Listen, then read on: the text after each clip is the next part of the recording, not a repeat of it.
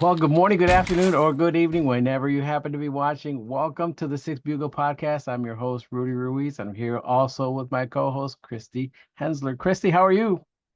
I'm doing well. Doing well. I'm Okay. going a lot of different directions, but it's good. Yeah, I, So, I bet. I bet. I hear you've been yeah, pretty busy lately, and I talk have been. getting your book taken care of. Yes, that's it. That's in its wait phase that they're working on it. I'm waiting for a press release and waiting for the cover to approve. So, Excellent, but excellent. it's still on. They said Kathy was very late getting her chapter, later than me, but that's a whole nother story. So, That's but okay. I think we're still on track on the timeline. So. Good. So you won't have those ready for this year's conference, right? No, I would think I'll have a book in my hand before the end of the year, but not in time for this year's conference. So hopefully in time for Christmas gifts. Yes. I hope so. Yes. All right. And But I'll be you doing a big pre-order. So like anybody wants to pre-order, I'll be able to order them at a discounted price. So Awesome. But you will have some of your previous books on hand at the conferences. Is that correct? yes, that order has been placed for Life Hacks for Hard Times. And since I'm driving, I'll just bring them with me.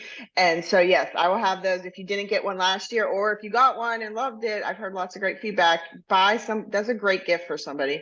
So, yes, Definitely. so I will have all this.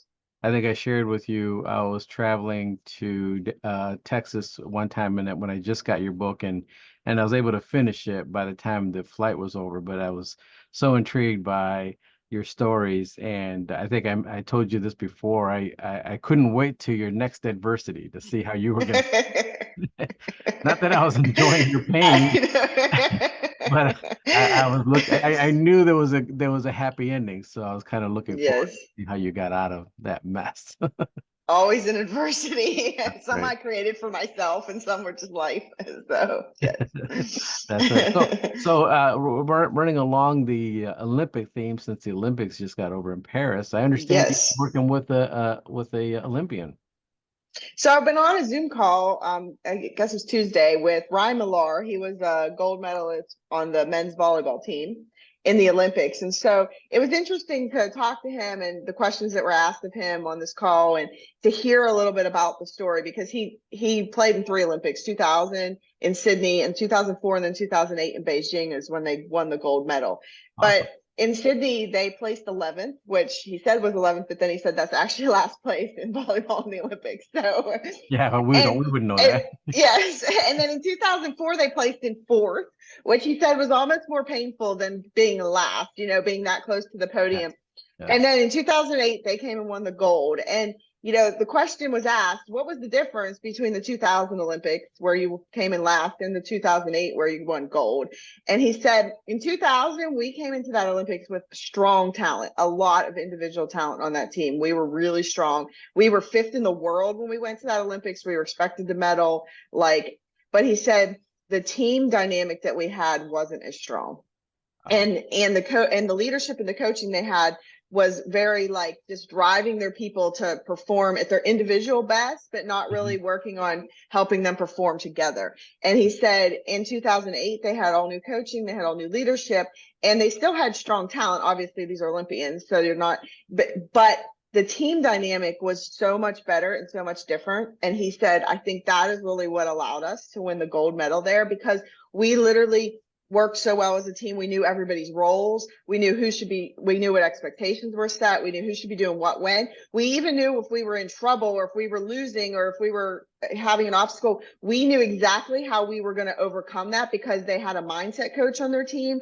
And Mhm. so they knew exactly how to overcome that.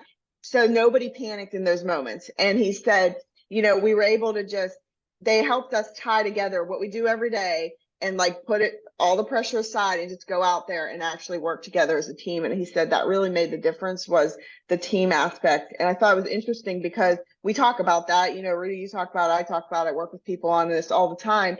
And sometimes we don't realize, we think we have these great people on our team, but we don't realize the power when we can actually put them all together and how that can exponentially help us grow our business organization, even our family dynamics, all of those things. Right. Right. And it reminds me of the great college head coach for UCLA, John Wooden, and he would say it's not about the best people on the team. It's about the best team that's on the floor.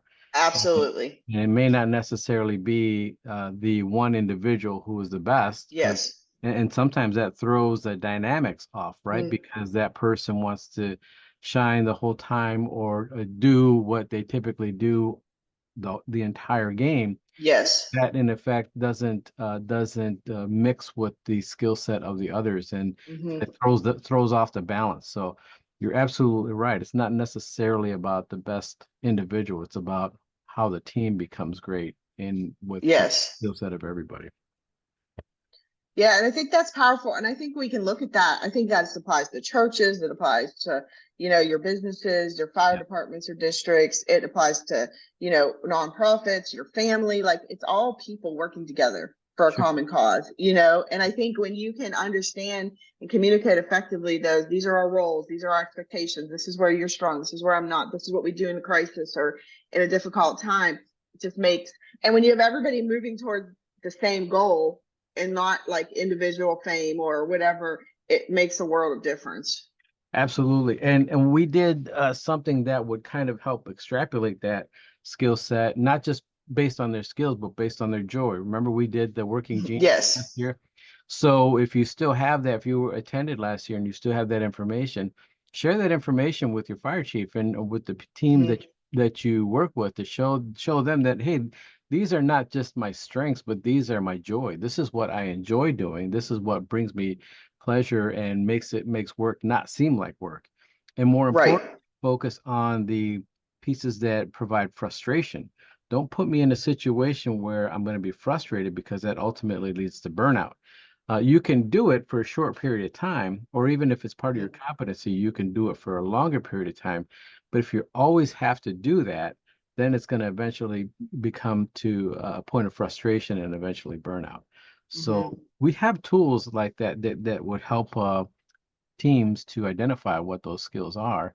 And like you said, being able to identify what those are, knowing expectations, we have a better chance of being not just successful, but being happy to come to work. Yes, for sure.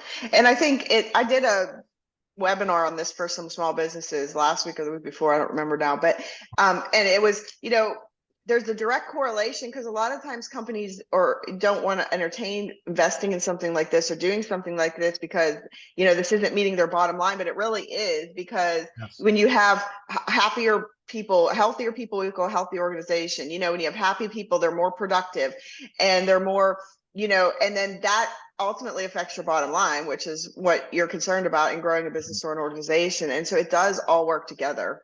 Right. And I don't remember all the stats. I had stats on there of current, but I do remember, like, one of the questions was what percentage of employees right now are actively looking for a new job? It was like 51%, And so it's it really is, it really does matter, and it really matters more than you realize. And I think it's, if you've never experienced it, in a healthy team, and the effects of that and the effectiveness you can have in a healthy team, it's hard to know what you're missing. But then once you experience it, you'll never go back to something that's Right. not. Right. It's interesting you mentioned that, because I was at a chamber luncheon yesterday, and there was a guy that was talking about logistics and how to bring your team together. And he said there was a recent poll that was conducted, and a nationwide poll that says only 23% of people who are working today are actually engaged in what they're doing. So that means Wow. Yes. 75% are disengaged, and Hmm. that how long is that going to last? Where, like you said, Yes. going to be a point where they're going to be looking for something else. So what are they really looking for? They're looking for Hmm. an environment that can be engaging and that also emphasizes their skills, and also lets them know that what they do, the skill set that they bring, is an effective part of the team. And the Hmm. only way we can do that is to share our expectations with each other and help us to understand each other so that we can also grow together. Right. Because it goes back to the core. Every human being is looking to be seen, heard, understood, and belong somewhere, and I'm going to dive deep into this in my talk. Like, we're going to do this real life when I get Yeah. there. But, it is, the truth. It's people will stay. It's not all of the money or the benefits or different things. If they feel part of something and feel like they belong and they're seen for what they bring to the table, their strength, people will stick with. I've seen people leave, successful careers, six-figure, careers and jump ship because it wasn't about the money. It was like, I don't feel like I'm seen here, I'm heard, I belong, and Right. it's a driving force in us as humans. Right. No, you're absolutely right. And it's never really about the money. Sure that that Right. comes in handy. That sure that's helpful.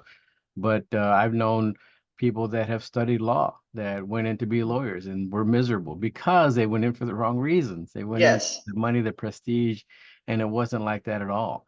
And they end up Right. becoming artists or they end up becoming something completely different because they understand that that's what brings them joy. And ultimately, Right. that's what we want to do. We want to be happy when we go to work, right? We don't want to make it seem like Yes. it's work, but also we want to make sure that we're effective and like you said, we have a sense of belonging. The Gen Mhm. Zers, that's that when we talk about different generations, that's Yes. the key point, man. We have to really focus on the benefits of having a Gen Zer and helping them to understand, not coddle them or not lower standards. That's not what I'm saying.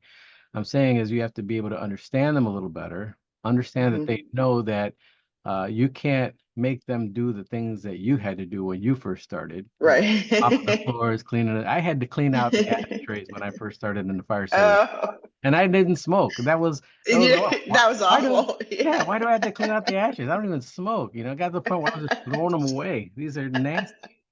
But I did it because that was my job, Mhm. right? And Right. now there's no way that that's Mhm.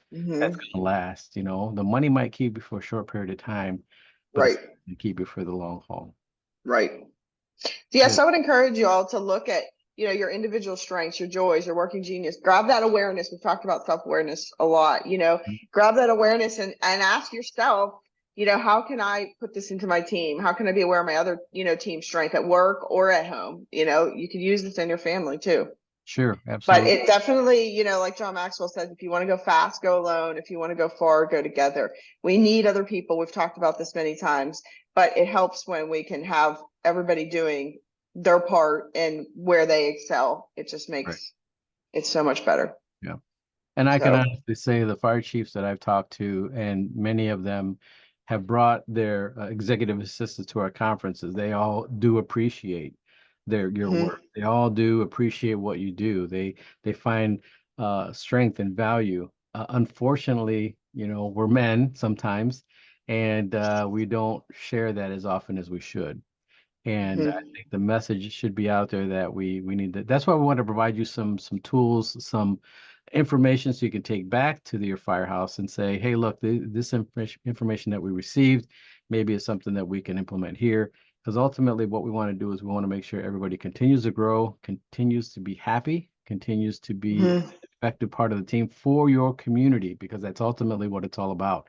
You're serving your community, and you're not just serving to get a paycheck. So we are happy Right. to be part of this whole process, and I know Christy is. I kind of dragged her in this whole thing from the very beginning, but It's you locked in. You locked in, Christy. You know exactly what they're looking for and exactly what they need, and you've been truly a godsend for our group. And I am certainly glad that you're part of our team now, and that we hope that we have many years together.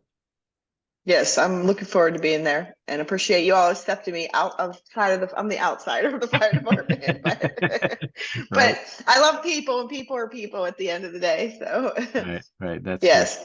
That's So great. is it not too late for them to register still for the event if they're not, correct, Yeah, Rudy? they sure. We still have the registration open. Feel free. Okay. We're having some glitches with the hotel rooms, especially in Wisconsin, because there's the beer fest or Oktoberfest is going on Mm, after that, so that's kind of crazy over there right now. But we are the people that are reaching out to me saying I'm having some trouble. I have been able to get a hold of Sam to at the Radisson to make those corrections. So if you have any okay. problems, feel free to reach out to me. I'll make sure Sam gets that information and we will make it right. Ohio it's pretty good right now. The only issue they're having right now is their fireplace outside. They're working on Okay. looking to Still. get it repaired. But I've been assured that they have their fingers crossed. Hopefully they'll have it done within a couple weeks so they'll be ready for us when we get there. But we're looking Okay. forward to it. Everything else is all set. All the speakers are set. Awesome. We're ready to go and we're ready to provide a fantastic experience for all of you. And we're looking forward to seeing you folks that have been with us in the past. Looking forward to see you again. There's a few that have been to all three, Christy. So that's going to be Oh, wow. we have to do We something special should, for them. yeah, we would need to make sure we point them out. Yes. Yeah, Not in a bad way. tenure. So That, that that, that, sounded, yeah, our tenured yeah. attendees. Definitely. Yes. There's a few of them. So we're certainly happy that they're part of our family as well. So thanks again, Great. Christy, for your wonderful insight. We are definitely looking forward to having you out at the conference on the third day. That's all you. And I know they had a great time in the past, and we're looking forward to having a great experience again. Yes, I'm looking forward to being there. I'll be there the whole conference. All I'll be right. kicking us off with some networking and then we'll go from there. Excellent. Sounds So, well. We hope to see you there. If you haven't registered already, feel free. The registration is still wide open, and we'd be more than happy to have you. If other than that, we hope to see you there and take care. We'll see you soon.